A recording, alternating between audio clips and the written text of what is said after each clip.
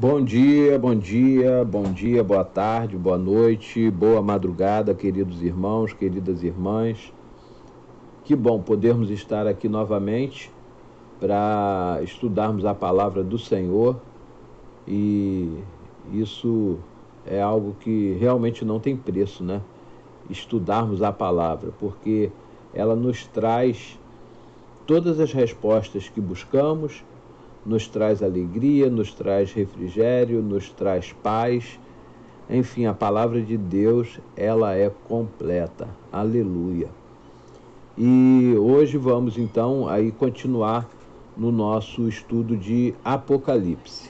Mas antes disso, vamos falar com Deus. Senhor, nós estamos na tua presença mais uma vez e te somos gratos por todas as bênçãos, por tudo quanto o Senhor tem feito nas nossas vidas até aqui. E queremos te rogar, Senhor, continua falando aos nossos corações através dos estudos da tua palavra. Nesses dias em que estamos estudando Apocalipse e que tem nos trazido tantas lições, Senhor, maravilhosas a respeito do Senhor. Temos podido, ó Deus, ver cada dia mais e mais, através da tua palavra, que os sinais mostram que a volta de Cristo, a vinda do teu Filho amado Jesus, está muito próxima. E nós te somos gratos por isso. Ó Deus, nós queremos ainda te rogar que não seja eu, mas seja o teu Espírito a nos conduzir em mais essa aula. Continua conosco, falando aos nossos corações. Nós te oramos no nome de Jesus. Amém. Bom, vamos lá, né, gente? Nós estamos aí estudando Apocalipse. Apocalipse significa revelação das últimas coisas. A gente já viu isso aí lá na primeira lição, né, de Apocalipse.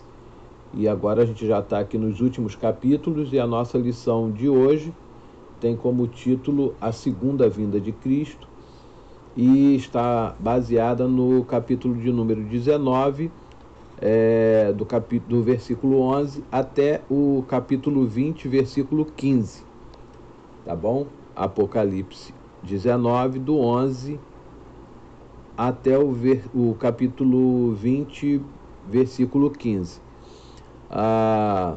Só para a gente poder lembrar aqui um pouquinho, na última lição, nós vimos a queda da grande meretriz, a Babilônia, que é representada pela reunião de um sistema político, econômico e religioso também, porém de uma falsa religião, né? Quando nós vimos o registro lá de o amor, né? O apego, a adoração às coisas materiais, né? Ao luxo, à riqueza, e que isso tudo faz parte de um grande sistema que tenta nos tirar da presença do Senhor, ou nos fazer trocar a adoração ao Senhor pela adoração a essas coisas. E hoje nós vamos então falar a respeito da volta de Jesus, né? Como é que isso vai acontecer? Ou como isso pode vir a acontecer? A vinda de Jesus. A gente sabe que algumas pessoas, grupos religiosos, podemos dizer assim até, não creem nem mesmo que Jesus veio uma vez. Outros não creem de que Jesus seja realmente o Filho de Deus. Porém, independentemente de como eles creem, né, daqueles que não creem que Jesus ainda veio, ou daqueles que não creem realmente que Jesus é o Filho de Deus enviado para salvar o mundo, para morrer pelos nossos pecados, esses também farão parte, digamos assim, dessa segunda vinda de Jesus, quando ele vier para julgar a todos, e vai julgar inclusive a estes. Nós vamos fazer mais uma vez, como já temos feito até aqui, nós não vamos ler o texto, né, todos esses versículos de uma forma direta, mas vamos ler algumas coisas e vamos conversando a respeito dos assuntos abordados pelo texto, ok? Vamos lá, então, eu queria ler alguns versículos aqui com vocês, a partir do verso 11 do capítulo 19. Diz assim: Vi o céu aberto e eis um cavalo branco. O seu cavaleiro se chama Fiel e Verdadeiro, e julga e combate com justiça. Os seus olhos são como chama de fogo. Na cabeça dele há muitos diademas. Tem um nome escrito que ninguém conhece a não ser ele mesmo. Está vestido com um manto encharcado de sangue, e o seu nome é Verbo de Deus. Os exércitos do céu seguiam montados em cavalos brancos e vestidos de linho finíssimo, branco e puro. Da sua boca sai uma espada afiada para com ela ferir as nações. Ele mesmo as regerá com cedro de ferro, e ele mesmo é o que pisa o lagar do vinho do furor da ira do Deus Todo-Poderoso. No seu manto e na sua coxa está escrito um nome: Rei dos Reis e Senhor dos Senhores. Então vi um anjo posto em pé no sol. Ele gritou com voz forte, dizendo: Todas as aves que voam pelo meio do céu, venham, reúnam-se para a grande ceia de Deus, para comer carne de reis, carne de comandantes, carne de poderosos, carne de cavalos e seus cavaleiros, carne de todos, quer livres, quer escravos, tantos grandes quanto pequenos. E vi a besta e os reis da terra com os seus exércitos reunidos para fazer guerra contra aquele que estava montado no cavalo e contra o seu exército. Mas a besta foi presa, e com ela foi preso o falso profeta, que com os sinais feitos diante da besta seduziu aqueles que receberam a marca da besta e eram os adoradores da sua imagem. Os dois foram lançados vivos dentro do lago de fogo que queima com um enxofre. Os outros foram mortos com a espada que saía da boca daquele que estava montado no cavalo, e todas as aves se fartaram de suas carnes. Muito bem. Dos versos 11 ao 16, nós vemos aqui então uma descrição da vinda triunfal de Cristo. João vê o céu aberto, e o céu nesse momento não está aberto para João entrar, ele apenas vê o céu aberto. E ele vê a saída de Jesus e o seu exército. Por que nós podemos afirmar que é Jesus? Por conta das características e daquilo que é falado a respeito, né, desse que sai do céu. E aí a gente conclui realmente que é Jesus. Diz assim, que ele é fiel e verdadeiro. Isso até em contraste, né, com o anticristo, que é falso e enganador. Na verdade, nada passa despercebido diante dos seus olhos, que são como chama de fogo, não é? E ele ainda julga e combate com justiça.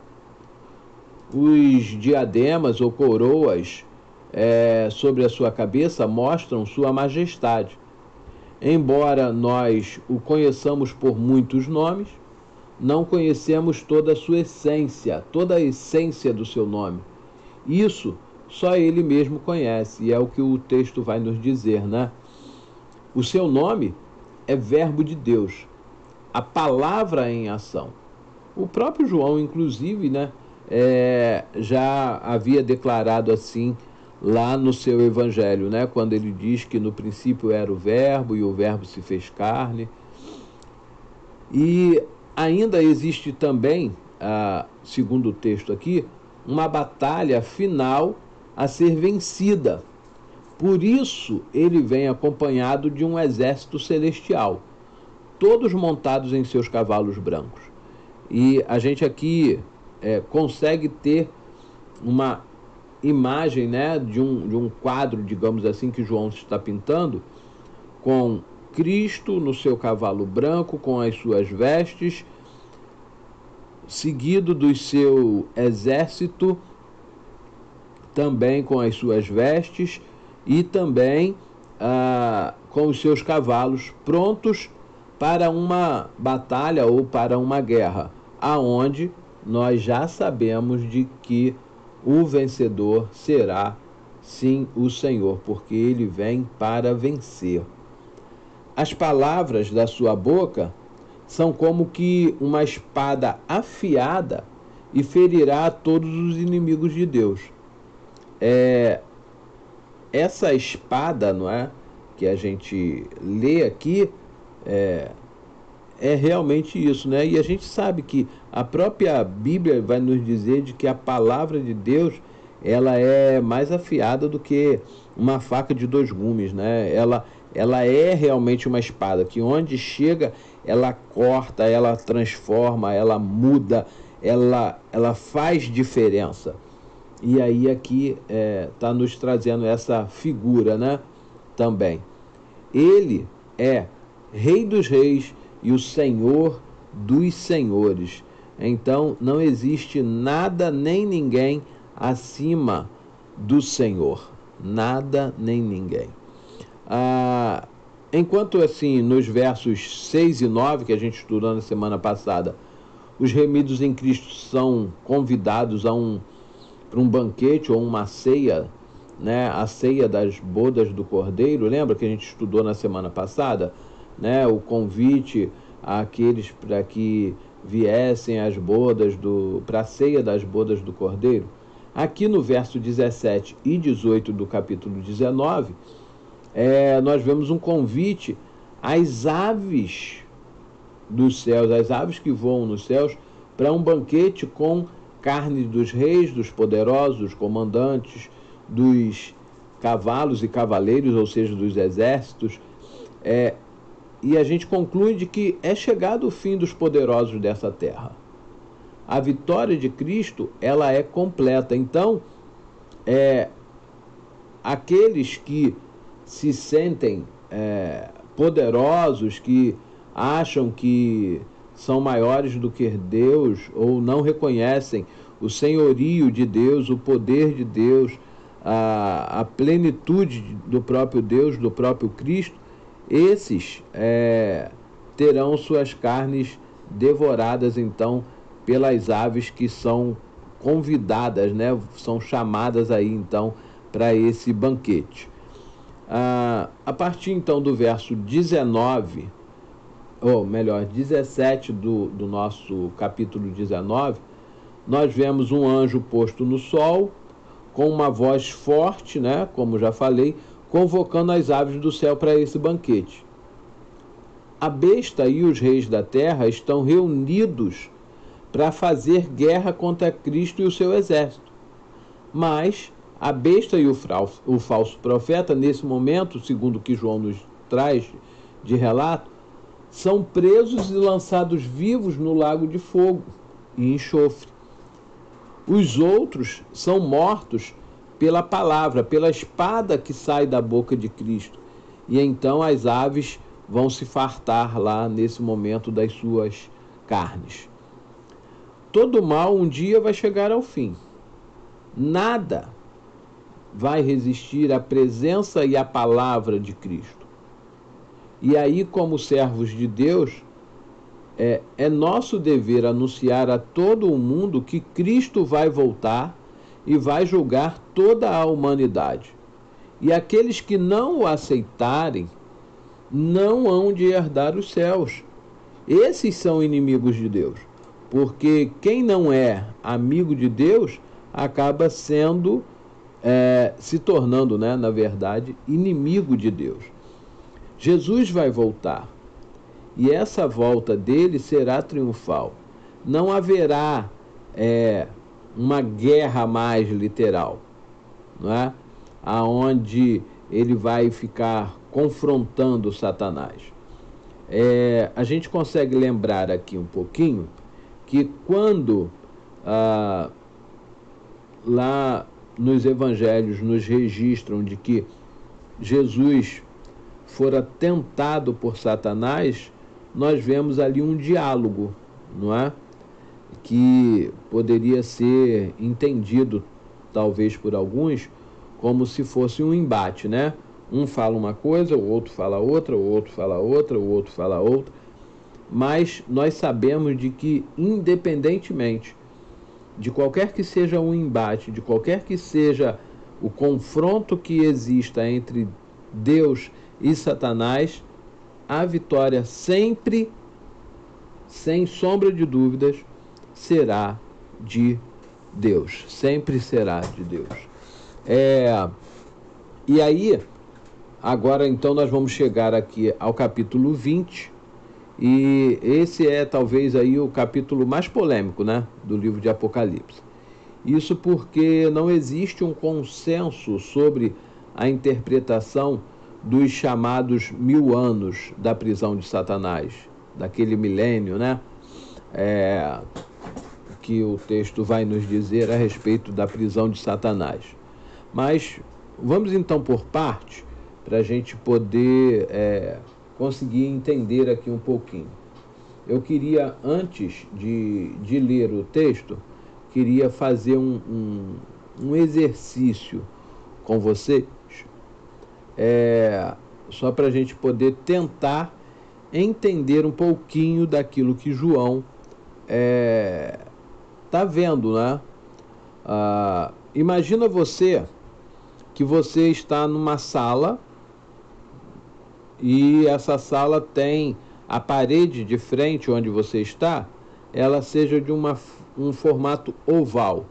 Não é uma parede reta, mas oval. E que diante de você, nessa parede, existem vários quadros que trazem várias cenas. Esses quadros estão dispostos lado a lado. Você sabe que eles estão lá, mas não pode ver os detalhes de todos ao mesmo tempo. Então, o que você faz? Você se aproxima de um a um, né, cada vez, e assim você vai descobrindo esses detalhes. Porém, isso não quer dizer de que a forma como você está vendo cada quadro, ou de que a forma como eles estão dispostos ali, seja uma sequência. Pode ser algo que seja paralelo, que aconteça ao mesmo tempo. E é mais ou menos isso que João está nos trazendo. João precisa escrever o que vai acontecer. Porém, ele escolhe, ou o próprio Deus escolheu, para que ele pudesse escrever nessa sequência. Porém, isso não quer dizer literalmente de que haja uma sequência literal de como as coisas acontecem. Elas podem acontecer ao mesmo tempo, não é? Elas podem acontecer ao mesmo tempo. E isso, quando João escreve, se ele fosse escrever dessa forma, a gente não conseguiria entender. Então, ele vai escrevendo como que se uma coisa fosse depois da outra, porém pode ser que o que ele escreve por último aconteça primeiro, que o que ele escreveu primeiro aconteça no meio, enfim, ou ao mesmo tempo. Tá bom? Só para a gente poder entender aqui um pouquinho a respeito disso. Tá ok, gente?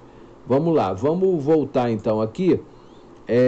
Verso do 1 até o 4 do capítulo 20, diz assim: Então vi descer do céu um anjo que tinha na mão a chave do abismo e uma grande corrente.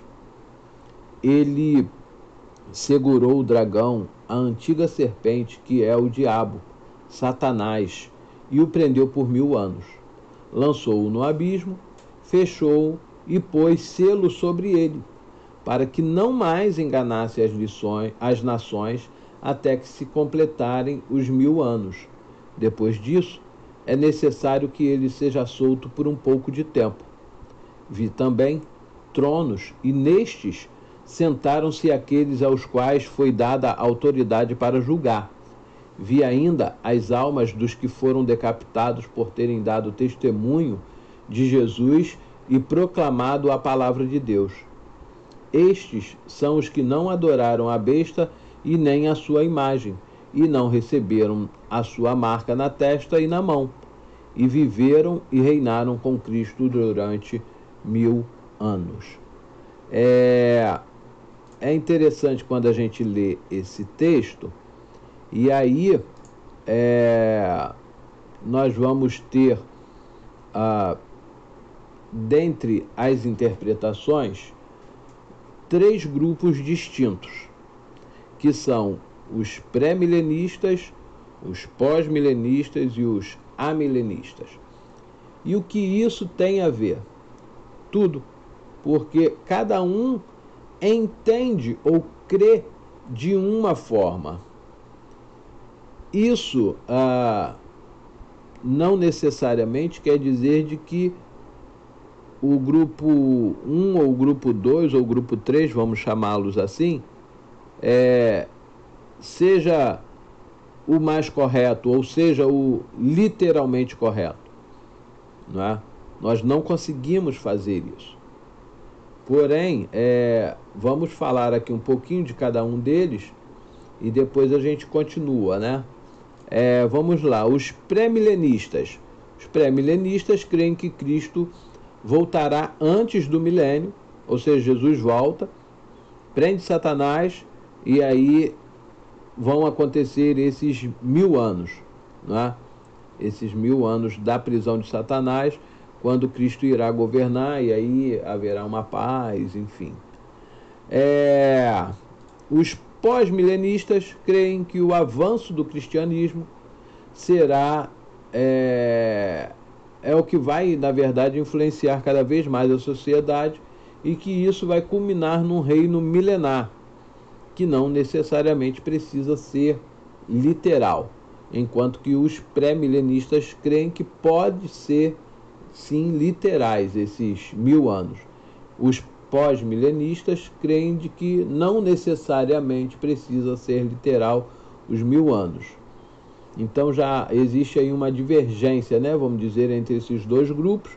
E ainda existe o terceiro, que são os amilenistas, que creem que nós já estamos vivendo o milênio.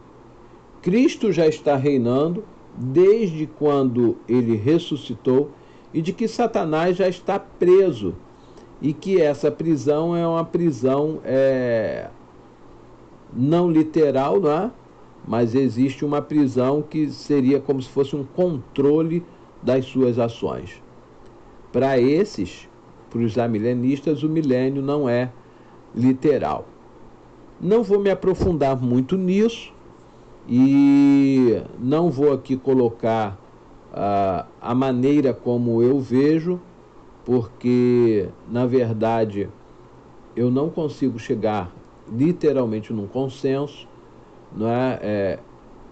Eu teria, digamos, que me aprofundar muito nisso, mas eu tenho crido o seguinte: independentemente de como nós cremos, né, se somos pré-milenistas, pós-milenistas ou amilenistas, nós precisamos sim estar preocupados e preparados para quando formos chamados à presença do Pai Celestial.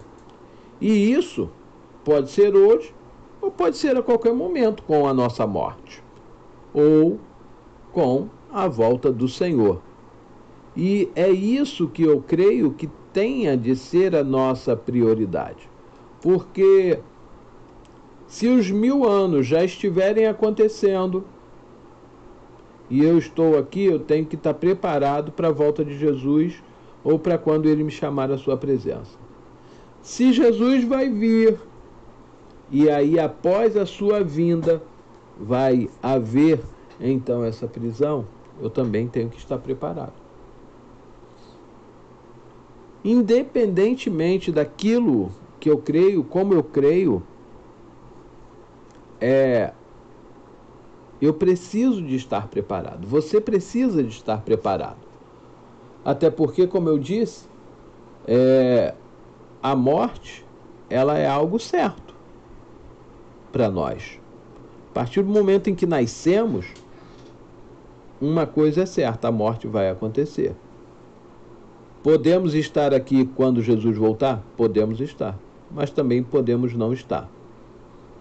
E aí, a única chance, enquanto estamos vivos, de nos prepararmos e de entregarmos a nossa vida a Jesus. E aí, a maneira como vai acontecer esses 1000 anos, se vai ser literal, se não vai ser, isso vai ser algo que vai ser o menos importante. Então, sugiro a você que não fique preocupado ou fique tentando buscar a melhor maneira de crer ou de entender esses mil anos, esse milênio, porque senão você vai ficar preocupado com isso, pensando nisso o tempo todo e, na verdade, vai deixar de se preocupar e de se preparar para aquilo que, na verdade, é o mais importante. Acredito ainda de que o nosso foco, né, deve ser de que isso sim é uma verdade. E isso sim é algo que a gente pode dizer ser uma verdade absoluta, né? Ainda que no português não seja muito correto falar isso, né? Verdade absoluta. Mas o certo é de que Jesus voltará. Isso não existe dúvida. Ele vem para julgar vivos e mortos. Também não temos dúvidas disso. Os mortos irão sim ressuscitar. Não existe dúvidas quanto a isso. Satanás será julgado e condenado. E isso também não deixa dúvidas. Então, é nisto que tem que estar o nosso foco. É nisto que tem que estar a nossa mente, o nosso pensamento. É com isso que nós devemos nos preocupar. Continuando, segundo Apocalipse, capítulo 9, verso 1 até o 11, o 11, 7 e o 20, de 1 a 3, nós podemos concluir de que existe um poço, que é o poço do abismo, e que esse tem uma tampa, e que essa tampa pode ser aberta, pode ser fechada e pode ser selada. E o que João vê, então, lá no versículo 1 do capítulo 20, é de que o anjo tem a chave do abismo e uma grande corrente. O texto diz que ele prendeu a Satanás por 1000 anos e que o fechou no abismo até completar os 1000 anos. E isso tudo a gente sabe que é um simbolismo, né, gente? Um espírito, ele não pode ser amarrado com correntes. Prendeu, fechou e selou são termos que vão trazer para nós aí, na verdade, a limitação do seu poder, né? Eu creio ainda de que a prisão de Satanás não significa necessariamente que ele esteja inativo ou fora de cena, e sim que ele está sob o domínio e a coordenação de Deus, tão somente. E aí já não, né? Ainda, porque a gente já está no capítulo 20. No verso 10, nós vemos que o diabo e aqueles a quem ele enganou são lançados no fogo de fogo e enxofre, onde já se encontram a besta e o falso profeta. Ainda nos versos de 11 a 15, que são os últimos versos do capítulo 20, vemos o juízo de Deus. Ele, assentado em seu trono, com o livro da vida que será aberto, e todos, inclusive mortos, sendo julgados. A morte e o inferno deixarão de existir, porque também serão lançados no lago de fogo, junto daqueles cujos nomes não foram achados no livro da vida. E eu penso ainda, irmãos, que Cristo em breve vem. A volta de Jesus a cada dia torna-se mais visível, né? Mais fácil de se ver por conta dos sinais que temos visto a cada dia, todos os dias. Se você ligar o seu aparelho de televisão, se você entrar na internet, ou se você ver qualquer tipo de informação, você vai ver de que os sinais da volta de Cristo cada dia são maiores, cada dia são mais evidentes. Então, Cristo em breve vem. Satanás será derrotado para todo o sempre. Não vai mais ter condição de ele tentar agir dessa ou daquela maneira. E aí fica aqui uma pergunta para mim e para você. Como é que nós temos vivido? A quem realmente nós temos servido? Como temos servido? E como Cristo nos encontrará se ele voltar, por exemplo, hoje? Se ele voltar agora? Se ele voltar daqui a 1 hora? Como ele vai nos encontrar? A nossa vida, na verdade, tem de estar no controle total de Deus, no controle total de Jesus. Nós devemos buscar uma vida de acordo com as Sagradas Escrituras.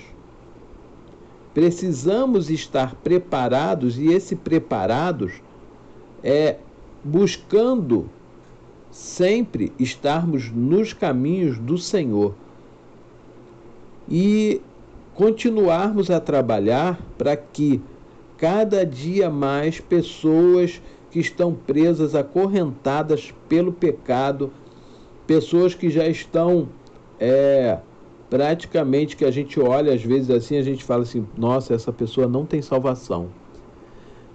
Essa pessoa, ela comete tantos pecados, ela comete tantos erros, ela foge tanto da vontade, está tão desviada da vontade de Deus. Mas é justamente para essas pessoas que nós temos de levar o Evangelho. É para essas pessoas que nós temos de falar de que Jesus veio, morreu pelos nossos pecados, ao terceiro dia ele ressuscitou e que ele vai voltar para nos julgar.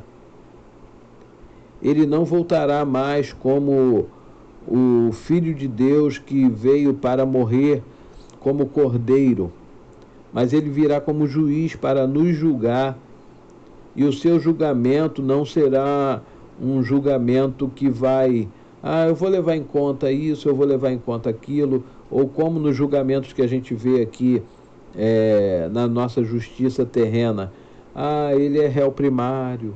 Não vai existir isso.